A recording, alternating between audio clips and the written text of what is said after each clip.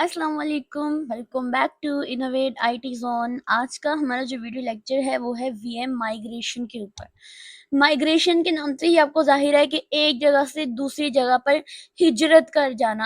हम in case of Islam हम उसको हिजरत बोलते हैं इस्लाम की टर्म्स में, लेकिन माइग्रेशन को हम लोग वर्चुअल मशीन्स की माइग्रेशन किस तरह से करते हैं ये हम देखेंगे। अब वीएम माइग्रेशंस क्या होती है, इसका मतलब होता है कि एक वर्चुअल मशीन को एक फिजिकल सर्वर से दूसरे फिजिकल सर्वर पर मूव कर देना विदाउट उसे बंद किए, उसे शट डाउन किए बगैर।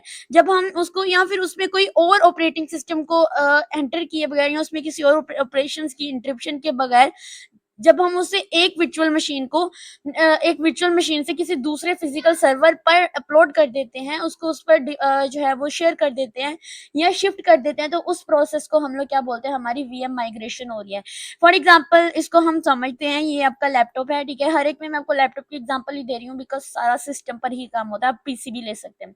इसके ऊपर ये इसका एक फिजिकल सर्वर ही होता है ना, तो इसके ऊपर आप एक काम कर रहे हैं वर्चुअल मशीन्स के अंदर। आप में कोई ना कोई प्रॉब्लम आ गई है, आपकी स्पेस कम हो गई है, रैम, मेमोरी, सीपीयू, कुछ ना कुछ इशू आ गया, तो आप क्या करते हैं, विदाउट इसे शट डाउन किए जब इसे किसी दूसरे फिजिकल सर्वर के ऊपर जो है वो शिफ्ट कर देते हैं, तो इस प्रोसेस को हम बोलते हैं ये हमारी माइग्रेशन हो रही है। यानी यहाँ का सारा डाटा जब उठाकर आप किसी दूसरी जगह पर रख देते हैं, तो उस चीज को हम लोग वीएम माइग्रेशन बोलते हैं।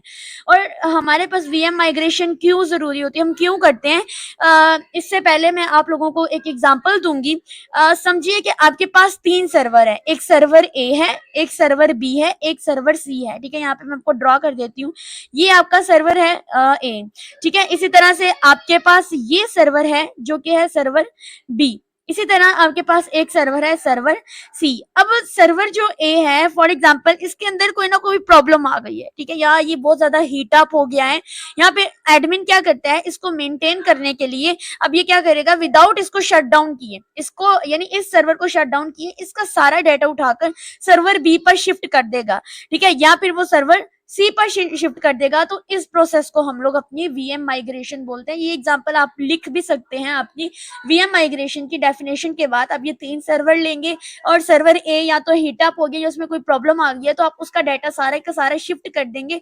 उसकी पूरी वर्चुअल मशीन जो आपने क्रिएट की होती है उसके अंदर जो जो सारा ऑपरेशन आप परफॉर्म कर रहे हैं उसको उठाकर आप विदाउट शटडाउन किए किसी दूसरे सर्वर पर या किसी तीसरे सर्वर पर शिफ्ट कर देते हैं। तो इस प्रोसेस को हम लोग क्या बोलते हैं, ये आपका जो है वो वीएम माइग्रेशन होती है। फॉर एग्जांपल अगर आप बस में सफर कर रहे हैं, मैं अपने से एग्जांपल दे रही हूँ आपको। आपकी बस बहुत स्लो हो गई है, इतनी स्लो कि आप अपनी जगह तक पहुंच ही नहीं पाएंगे, तो बस ड्राइवर क्या करेगा, किसी दूसरी बस को कॉल करेगा, ठीक है, और वो बस स्पीड से आ रही होगी। तो अब जो बस ड्राइवर होगा ना, वो अपने इक्वल तक उस बस को लाएगा, उसके अंदर कोई ऐसी चीज रखेगा जिससे बहुत ही सेफ तरीके में, ठीक है, यानी किसी का कोई नुकसान नहीं होगा, बिल्कुल सेफ वे में जो है वो सारे पैसेंजर उस बस में ट्रांसफर होना शुरू हो जाएंगे।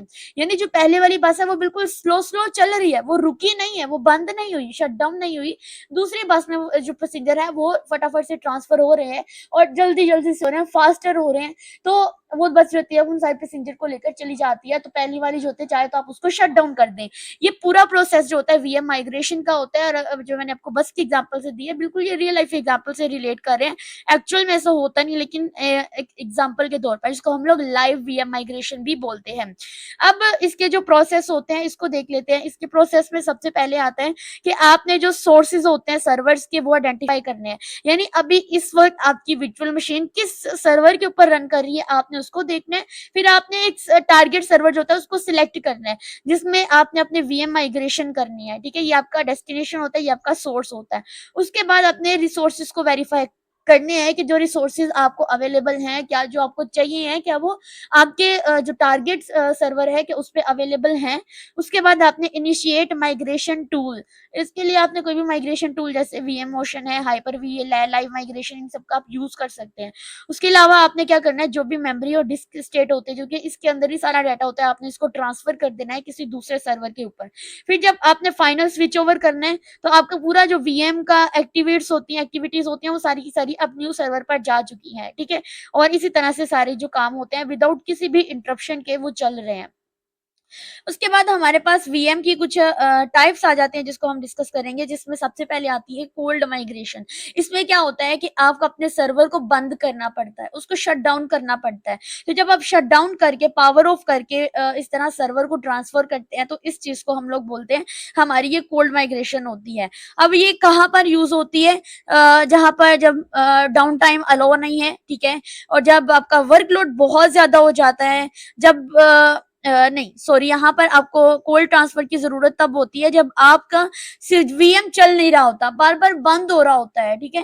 तो क्योंकि ज्यादा डाउन टाइम चलता है, लेकिन कोई आप इसके लिए कोई प्लान करते हैं मेंटेनेंस करने के लिए, ठीक है, और क्रिटिकली जो है वो बहुत ज्यादा वर्कलोड ना होता हो, आप इजीली जहां वर्कलोड होता है वहां पे आपको फौरन उसको बंद नहीं करना होता, आप कोशिश करते हैं कि उसको शट डाउन किए बगैर ही आप ट्रांसफर कर रहे होते हैं। लेकिन कोल्ड ट्रांसफर में क्या होता है कि आपको इसको शट डाउन करना पड़ता है, करने के बाद अपनी माइग्रेशन का प्रोसेस करते हैं, ठीक है। जैसे अगर हम लोग जब आप एक कंप्यूटर बंद करके दूसरी जगह ले जाकर फिर उसको ऑन करते हैं, तो ये होता है आपका वीएम कोल्ड माइग्रेशन होती है। उसके बाद अब लाइव माइग्रेशन की बात करते हैं। इसमें आपका डाउन टाइम अलाउ नहीं होता है, आपने इसको जो होता है शट डाउन किए बगैर ही ट्रांसफर करना होता है। जो आपका वीएम माइग्रेशन की जो रियल एग्जाम डेफिनेशन हमने की थी, वही आपकी लाइव माइग्रेशन में भी हो रही होती है, ठीक है। इसमें आप अपना सीपीयू, अपना मेमोरी, नेटवर्क स्टेट पूरे का पूरा आप ट्रांसफर कर रहे होते हैं, ठीक है। और जहां पे फेलियर के चांसेस ज्यादा होते हैं, इसीलिए आप शट डाउन किए बगैर ही इसको ट्रांसफर कर रहे होते हैं। उसके बाद स्टोरेज माइग्रेशन। स्टोरेज माइग्रेशन की बात करें तो वीएम तो वही चल रहा होता है, लेकिन उसका जो डाटा होता है वो हार्ड डिस्क, इमेज या एक स्टोरेज डिवाइस से दूसरे स्टोरेज पर मूव कर दिया जाता है, ठीक है। यानी अब इसको हम कहाँ यूज करते हैं? जब स्टोरेज पुरानी हो गई होती है, परफॉर्मेंस इंप्रूव करनी होती है, आपकी डिस्क में कोई ना कोई फॉल्ट आ गया, तो उसको डाटा बैकअप करने के लिए, डाटा को बचाने के लिए आप लोग स्टोरेज माइग्रेशन का यूज करते हैं। उसके बाद आती है होस्ट टू होस्ट माइग्रेशन। इसका मतलब होता है एक सर्वर से दूसरे सर्वर तक अपना जो डाटा होता है उसको ट्रांसफर करने को, इसको होस्ट टू होस्ट माइग्रेशन कहते हैं।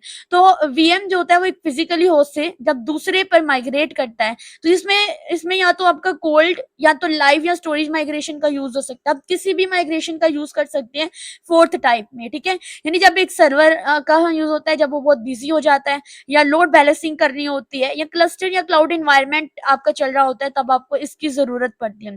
जैसे अगर आपके पास 2 कंप्यूटर हैं और आपके पास जो है वो आप किसी एक पे काम कर रहे हो, लेकिन वो स्लो हो जाता है, तो आप क्या करते हो? फौरन से उसका आधा काम जो होता है वो किसी दूसरे कंप्यूटर पर फौरन से शिफ्ट कर देते हो। आपको पता भी नहीं चलता कि आपका काम कैसे जल्दी से शिफ्ट हो गया और आप इजीली अपना काम कर सकते हैं। ये आपकी होस्ट टू होस्ट माइग्रेशन होती है। उसके बाद हमारे पास लास्ट टाइप आती है जो कि है हमारे पास नेटवर्क माइग्रेशन, ठीक है। लास्ट नहीं सॉरी, आपकी फिफ्थ वाली नेटवर्क माइग्रेशन टाइप आती है।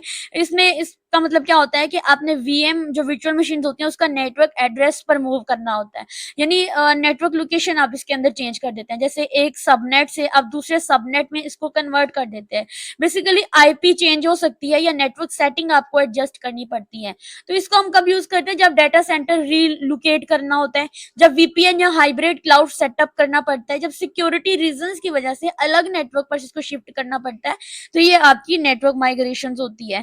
इसके साथ साथ मैंने आपको एग्जांपल्स भी प्रोवाइड किए, आप चेक कर सकते हैं। उसके बाद हमारे पास लास्ट टाइप आती जो कि है क्रॉस प्लेटफॉर्म माइग्रेशन। यानी हाइपरवाइजर ए से हाइपरवाइजर बी तक इसको ट्रांसफर करना। क्रॉस प्लेटफॉर्म का मतलब होता है एक प्लेटफॉर्म छोड़ के आप किसी दूसरे प्लेटफॉर्म पर, लाइक अगर आप विंडो पे हैं तो आप विंडो का जब पूरा वर्चुअल मशीन का काम जब आप उसको लिनक्स पे ट्रांसफर कर देते हैं, विंडो एक प्लेटफॉर्म है, आप इसको लिनक्स पे ट्रांसफर कर रहे हैं, तो इसका मतलब क्या होगा? ये क्रॉस प्लेटफॉर्म माइग्रेशन होती है।